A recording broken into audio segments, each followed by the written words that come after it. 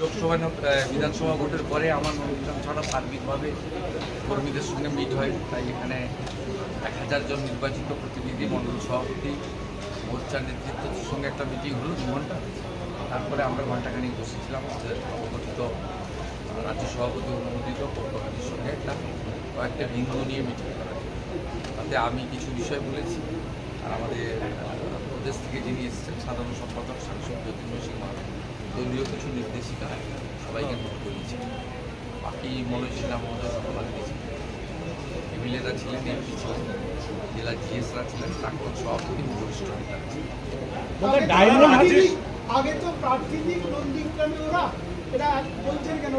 আমি বলিনি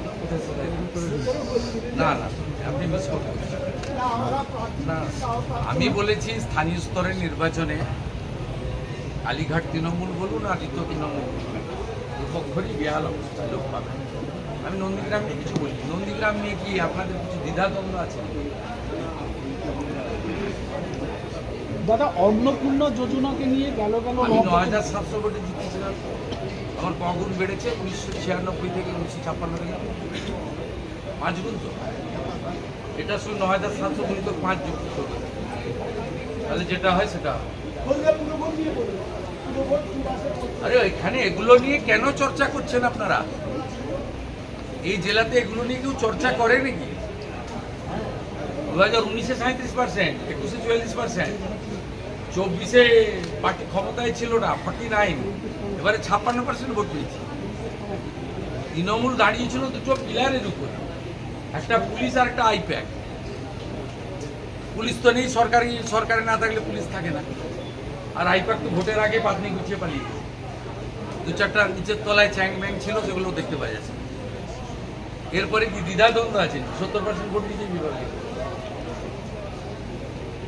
তোলাবাজি বন্ধ হয়ে গেছে, সিন্ডিকেট রাজ বন্ধ হয়ে গেছে, রাস্তায় হাত পাতার লোক নেই, রাহাজানি নেই, মিথ্যা মামলা নেই। কত ভালো আছে, আনন্দ আছে, সবকে জেলে ঢুকানো। এখানকার বিজেপির লোকেরা তো উচ্চ শিক্ষিত, উদার, ক্ষমা ঘৃণা করে দিচ্ছে। এখানে সব ভেবে লাভ নেই। গোটা রাজ্যও ভালো হবে, এখানে তো আরো আগে। অন্নপূর্ণা প্রাপকদের চিন্তা না করতে বললেন। অন্নপূর্ণা প্রাপকদের, প্রকৃত যারা প্রাপক অন্নপূর্ণাদের কোনো ভিতরে গিয়ে বলেছে আপনাকে বলুন, কাউকেই চিন্তা করার কোনো কারণ। 500 টাকা লক্ষ্মী ভান্ডার দিতে গিয়ে 9 মাস লাগিয়ে দিয়েছে। 1,20,00,000 তো 1.5 মাসে দিয়ে দিচ্ছে। বাকি যারা যোগ্য তারা পাবেন, অযোগ্য থাকলে বেরিয়ে যাবে। ভেরিফিকেশন 30-8 অবধি চলবে। প্রত্যেকটা বিধানসভায় গড়ে 35 থেকে 40,000 মহিলারা পেয়েছেন, তারা আমাদের ধন্যবাদ দিচ্ছেন। মোদিজির নামে জয়ধ্বনি হচ্ছে। বাকি যদি প্রয়োজন হয় আরও 2,000, 5,000, 7,000 প্রকৃত প্রাপক থেকে থাকেন, পাবেন। নিয়মের মধ্যে পাবেন, নিয়মের মধ্যে পাবেন। সরকারি অর্থনৈতিক স্কিমের প্রত্যেকটা জিনিসের নিয়ম থাকে। আপনার যদি জল জমি না থাকলে আপনি পিএম কিষাণ, বাকিরা যারা এলিজেবল পাবেন, প্রায় 70% লোক কভার হয়ে যাচ্ছে।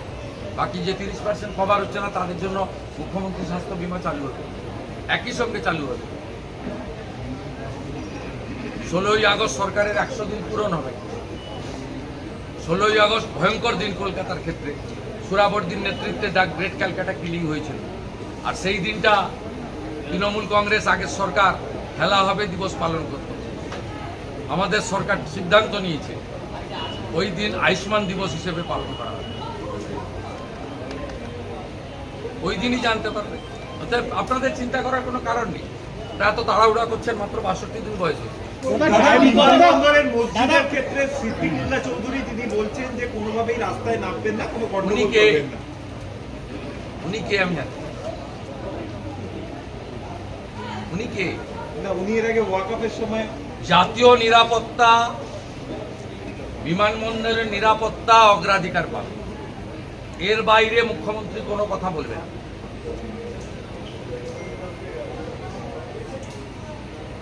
উনি খুব নরম নরম কথা বলেছেন। এইটাই সরকার। অন্য সরকার হলে ধমকাতো, যেমন রেজিনগরের লোকটা ধমকাতো, এখন আর ধমকায় না। এই যে আগের সরকার থাকতো ধমকাতো যে আমাদের ভোটে সরকার করেছি। এখন নরম নরম কথা বলছেন। জাতীয় সুরক্ষা এবং বিমানবন্দরের নিরাপত্তা আগে দেখতে হবে। এই বিমানবন্দরের লোকেশন খুব গুরুত্বপূর্ণ নিরাপত্তার ক্ষেত্রে। চীন, বাংলাদেশ সব কাছে, এটা আন্তর্জাতিক বিমানবন্দর, এইখানে এইভাবে খুলে রাখা যায় না। বাকি ঠিক আছে, আমরা তো ধর্ম পালনে কাউকে বাধা দিইনি। ওরা তো বলেছিল যে বিজেপি এলে মুসলমানদের তাড়িয়ে দেবে, নামাজ পড়তে পারবে না। তা বকরি ঈদও করেছেন, পশু হত্যা আইন মেনে করেছেন, অসুবিধা নেই।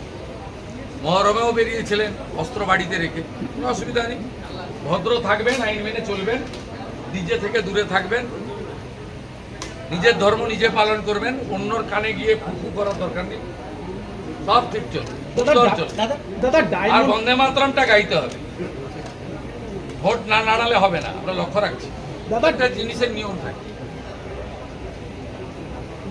বিশ্বকর্মা যোজনা পেতে গেলে হাতের কাজ জানতে হয়।